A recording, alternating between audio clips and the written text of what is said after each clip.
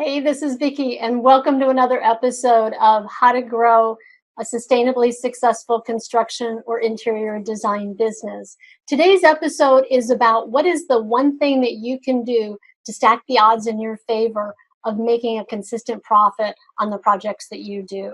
What I find is that people who do this consistently in their business make more profits. So let's jump into it. So when you're bidding, the first thing that you're always doing is making sure that your cost basis is accurate. So a couple of things that relate to your cost estimate are things like labor, materials, sub, equipment, other rentals, and that kind of stuff that you'll want to make sure that you've got the right pricing on. And we all know that the one place where you have the most risk in business is in your cost of labor. So one of the things that you always want to make sure is that your basis for your cost for labor is an accurate basis. And when I say that, I mean you've got your gross wages, but then you've got taxes, you've got benefits, you've got workers' comp, liability insurance, you've got, if it's a union shop, you've got union benefits, vacation, holidays.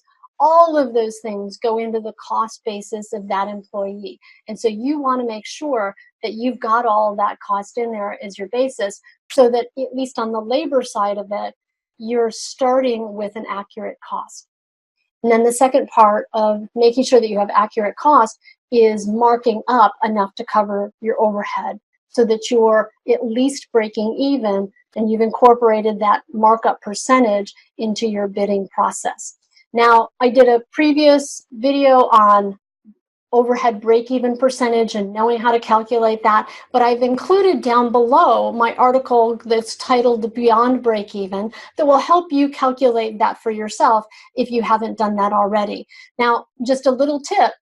This is a number that people get wrong a lot in their businesses. Like they think it's the number on your profit and loss statement. That is not your overhead percentage. So make sure if you're not positive, go check out that article. It'll really help you out. So once you've got your cost basis, you got your cost for what it's going to cost you to do the work, you've got your cost of how much you have to mark up to cover your overhead expenses. Now you're marking up for profit.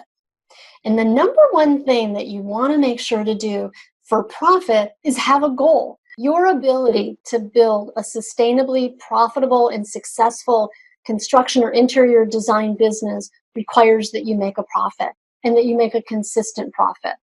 And when I'm talking about profit, I don't mean just the bottom line. What I'm talking about is when you're bidding, setting a gross profit margin goal so that you're making sure that you're making your desired profit on every single job in the bidding stage, because that's the greatest way to start out right from the get-go to make sure that you're going to make the profit that you want on your bottom line. So how do you do that? I like to make the distinction here before I go into setting that goal. Let's just talk about what it is for a minute. Gross profit is the difference between your bid price and your cost. The difference between those two numbers is your gross profit dollars. Your gross profit margin takes that gross profit dollars and divides it by your bid price. That's your rate of return or your gross profit margin. So that's a percentage. So when I talk about margin, margin is synonymous with percentage. They both mean the same thing. So whenever you hear margin, it just means that it's a percentage. Secondly, percentages are what I call the great equalizer. So they're the great equalizer because it gives you an opportunity to have a benchmark of what do I want to be making on every job, regardless of how much my revenue is going up. So in your business might be growing. Hopefully that's the goal, right? Your business is growing and your costs are going up. You want to make sure that that gross profit margin, your rate of return, stays steady. So your gross profit dollars will go up, but as your rate of return staying steady and consistent. Because in this industry, in construction and interior design, you live and die by gross profit margin. And you got to make sure that you're staying consistent with it. Because if you do, I promise you that your bottom line is going to be rewarded.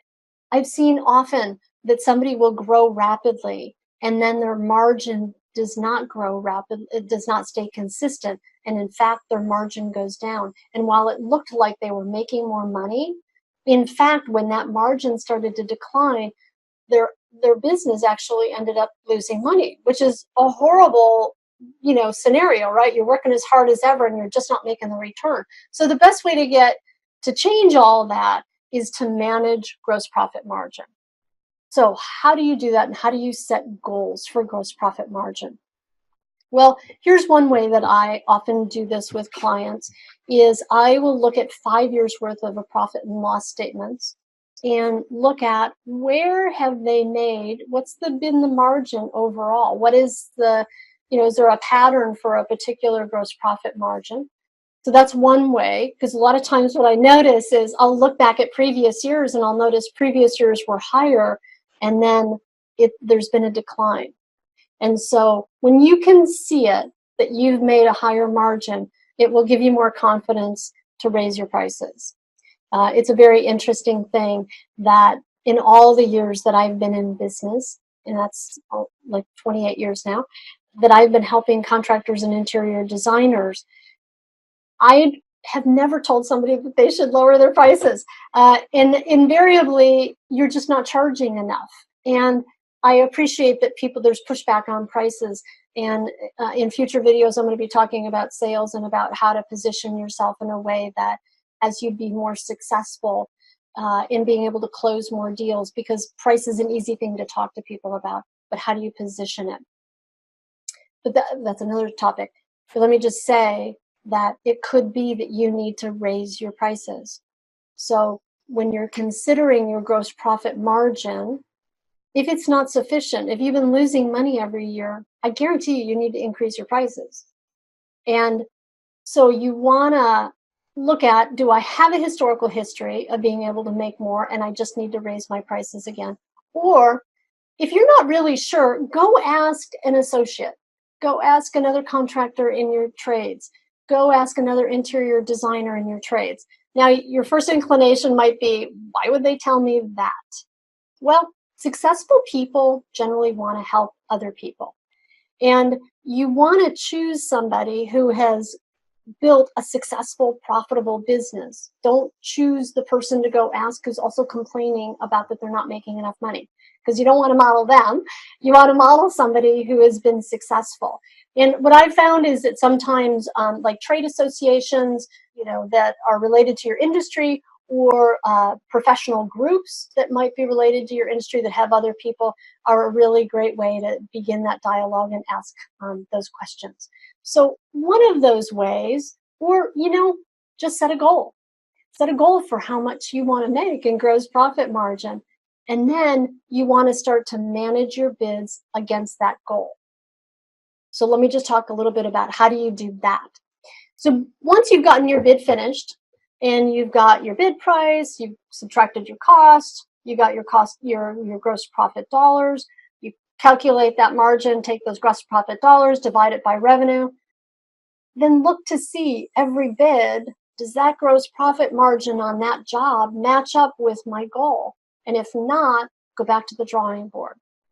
The most successful contractors and interior designers I know always manage to have a goal and then manage to it. And the first place to manage to it is when you're bidding projects. So I hope this has been helpful for you. I have provided another resource down below. You can go click on one of the links down below that may also help you with this whole idea of margin and markup. It is called the Margin and Markup Defined and Explained. And there's a resource that I've included within there also of this table that is a markup margin table that will let you easily be able to see how much do I have to mark up to make that desired margin. So it might be a helpful resource for you. So all of that is right down below. Go ahead and click on it, grab it, check it out for yourself. And then lastly, you might also want to take a look at my book, The Profit Bleed. It's all about how do you grow a sustainably successful construction and interior design business and make it so that it's giving you back in your life what it is that you ultimately would like, which for most people is more profit, more time, more fun. So check it out, see what you think. So as we close, I just want to say, remember, you have the ability right here, right now, to create the business and the life that you desire. So just go check this out, set up some goals for yourself on gross profit margin for all your projects, and start growing a more profitable and successful contracting and interior design business. Thanks for listening. I'll see you next time.